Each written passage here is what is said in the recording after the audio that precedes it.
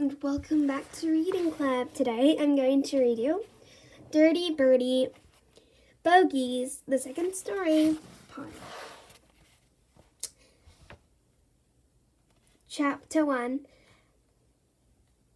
Bagsy, sit at the back! Bertie clattered up the steps onto the coach. It was the day of the school trip. Bertie loved going on trips. He loved the coach ride there, the packed lunches and pulling faces at passing cars.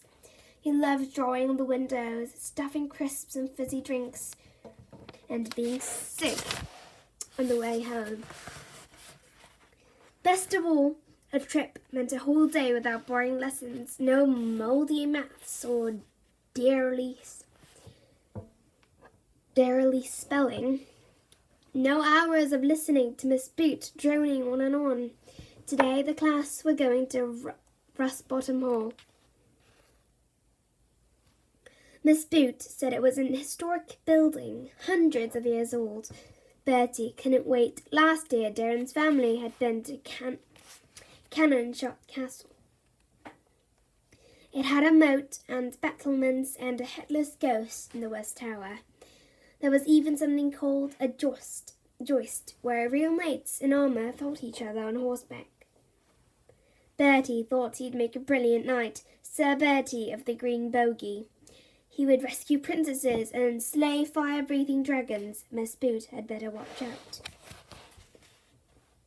Bertie raced to the back seat, only to find Noel Nick and his weedy pal, Trevor, had got there first. They were sucking sherbet lemons. Handing out sweets was the only way Nick could get anyone to sit next to him. Too slow, Bertie, smirked Nick. Bertie scowled and sat down next to Darren in the seats in front. Doink, something hit Bertie on the head and bounced off. He turned round. Did you throw that? Throw what? Nick gave him a sickly smile. Bertie picked a yellow sweet off the floor. This! I don't know what you're talking about, sneered Nick. Seen anyone throwing sweets, Trevor? No, Nick, said Trevor meekly. Liar, said Bertie. Frog face, replied Nick. Yeah, frog face, said Trevor. You wait, said Bertie. Bertie, I won't tell you again. Turn around, thundered Miss Boot. But miss, it wasn't me. Sit down. And if I see you turn round again, you will sit next to me. Bertie flopped back into his seat. He didn't want to sit next to Miss Boot. He'd rather sit in the bath of cold custard. All the same, he would get even with a sneaking Noel. Maybe Rustbottom Hall had a deep, dark dungeon. Maybe he could lock the door and leave Nick to the rats. Chapter 2. The coach swung into the drive and came to a halt. Bertie trooped off with the rest of the class, eager to stop exploring. He stared. Rustbottom Hall was a crumbly old house with a clock tower and a wonky weather vane. The roof was whitewashed with pigeon poo. Is this it? Asked Bertie. Isn't it magnificent? Said Miss Boot. This hall has been home to the Rustbottom family since the 17th century. But where's the moat? Asked Bertie. There isn't a moat. And where's the drawbridge? It has a front door. But where are the knights going to do the jousting? Miss Boot gave Bertie a pained look. Rustbottom Hall is not a castle, she snapped. It's a house. A house? Bertie couldn't believe it. He'd been looking forward to seeing a real castle, battling on the battlements, rampaging round the ramparts. What was the point of coming all this way to see a crumbly old house? If he wanted to see a house, he could have stayed at home. It's not like Cannon Shot Castle, grumbled Darren. It's falling into bits, moaned Eugene. Quiet, thundered Miss Boot. Now we will be having a short tour of the hall. After that, we'll split into groups to do an exciting quiz. Follow me, class. They trudged inside the hall. It was cold, dark, and smelt of mothballs. There were podgy little angels painted on the ceilings. Remember, warned Miss Boot, no running, no noise, and you are not to touch anything. Everything in this house is old and very valuable. Bertie plunged his hands into his pockets. This was the worst school trip ever. They had more fun last year at the sewage farm. At least Trevor had slipped and fallen in. The tour of the house went on for ages. Twice the guide had to ask Bertie not to yawn so loudly. Afterwards, Miss Poot divided them into groups. Bertie's group had Darren and Eugene, which was good, and Sandra, which was not so good. I don't want to be with Bertie, sulked Sandra. I want to go with Lucy. Miss Poot took no notice. She handed a worksheet to each group. It involved trailing around the hall to answer a list of questions. Bertie stared at it in horror. 30 questions! It would take days to answer them all. He felt tired just looking at them. I don't have a pencil, he said. I told you to bring one, snapped Miss Poot. Bertie searched his pockets. I did. I must have lost it. Then share with Darren, Miss Poot glared at. Work as a group to answer the questions. And Bertie? Yes, miss. Do not touch anything, not even the door handles. Bertie trailed after Darren, Eugene and Sandra. Why can't I be the one to write the answers? Grumbled Sandra. It's my pencil, said Darren. Can't I borrow it? No. Please, no. You're mean and ugly and I hate you, said Sandra. I want to be in Lucy's group. Bertie looked over Darren's shoulder. How many have you done so far? Darren checked the sheet. None. Noel Nick breezed past them. He had brought his own pen and clipboard. He was in a group with Trevor, Alice and Mia.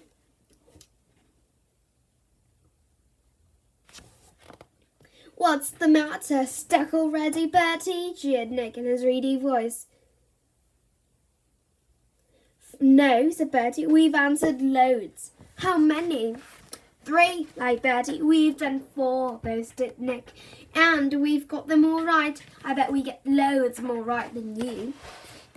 Bertie watched them hurry off in search of the next answer. He hated to be beaten at anything by Noel Nick. He hadn't forgotten the time Nick had taken the part. He hadn't forgotten the time Nick had taken the part he wanted in the Christmas play. If Nick's team got top marks in the quiz, he would boast about it for weeks. Well, Bertie would show that smarty pants show off. We've got to beat them, he said. We can't let them win. How? Asked Darren. They've got all the brain boxes in their group.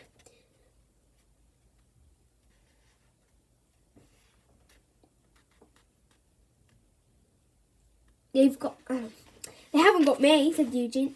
Or me, said Eugene. Or me, said Sandra. No, said Darren. Like I said, they've got all the brain boxes. How long have you got left? Asked Bertie. Darren checked his watch. 20, 30, not that long. We'll have to speed up, said Bertie, taking charge. If we whiz round, we can find all the answers before them. Where to next? Darren checked the sheet. The library. Chapter 3. They charged along the corridor, with Bertie leading the way. How many books are there? Darren read out. Bertie looked at the shelves. Millions. Better start counting then, said a sneering voice. Noel Nick leaned in the doorway. We know the answer, he smirked. Want us to give you a clue? No, get lost, Bertie glared.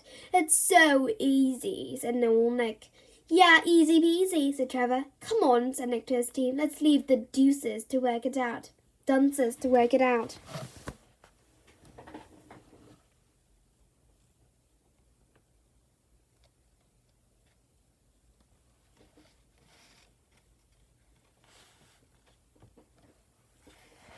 Bertie's group charged upstairs and downstairs, up more stairs, along corridors, into broom cupboards, but however fast they went, Nick's group always got to the answer before them. With time running out, they found themselves on the top floor. Bertie looked at the sheet. They'd left 8 questions blank, and Darren had doodled on 2 of them. Bertie didn't feel that confident about the rest of the answers either. Bertie sighed. There was no way they were going to win, but they couldn't just stand by and watch Nick come top. They had to do something. Where are we? Asked Eugene. Bertie read a label on the wall. The blue bedroom. And look, this is the last question. What can you see on the chamber pot? What's a chamber pot? Asked Darren. Bertie pointed. Look, by the bed. Ha! Giggled Darren. It's a potty. On a cabinet sat a pale blue potty with a Chinese pattern. Dragons, said Bertie. That's the answer. It's got dragons on it. Brilliant, said Darren and wrote it down in the books. Do you think we're the first ones here? Looks like it, said Eugene. Suddenly Bertie had an idea. Why don't we hide it? What? Said Eugene. The potty, the next team, will never get the answer. Sandra stared. Miss Boots and we went to touch anything. She'll never know, said Darren. Anyway, we're not going to touch it. Bertie will. Me? Said Bertie. Darren shrugged. That's your idea, and I'm doing all the writing. I can't do everything. I'm not touching it, said Eugene hastily. Nor me, said Sandra. Bertie hesitated. If he got caught, he'd be in major trouble, but it would be worth it to see Nick's face when Bertie, gave the right answer. He got down on his hands and knees to crawl under the rope area. Hurry up, hissed Darren, before anyone comes. I am hurrying. Bertie reached out and made a grab for the potty, knocking over a candlestick. It rolled across the cabinet and clattered onto the floor. A moment later, a much louder noise split the air. Dring! Bertie turned pale. You set off the alarm, gasped Darren. Miss Boots will kill you, said Eugene. Told you so, said Sandra. Bertie was dancing round with the potty in his hands. What shall I do? He cried. I don't know, said Darren. Hide it! Bertie looked around in desperation. He could hear voices approaching, feet thundering up the stairs. Any moment now they would burst in and he'd be caught. He did the only thing he could think of. He unzipped his jacket and stuffed the potty inside. Chapter 4. Miss Boots' gaze swept over the class like an icy wind. Some foolish persons had set off the alarm, she said. I trust none of you know anything about it. The class shook their heads. Bertie tried not to look in Miss Boots' direction. He was sweating. Could she see the big lump under his jacket? How on earth was he going to smuggle the potty back inside without getting caught? The staff are checking the house to make sure nothing's missing, said Miss Boot. So while we are waiting, let's go through the answers to the quiz. The class took out their sheets of paper. Right, said Miss Boot. Who can tell me the answer to question 1? Noel Nick's hand shot into the air. 20 minutes later, Nick's team had scored 28 marks out of 29. Bertie's team had scored 2. Number 30, the last question, boomed Miss Boot. In the blue bedroom, what can you see on the chamber pot? Silence. Only one hand went up. It belonged to Bertie.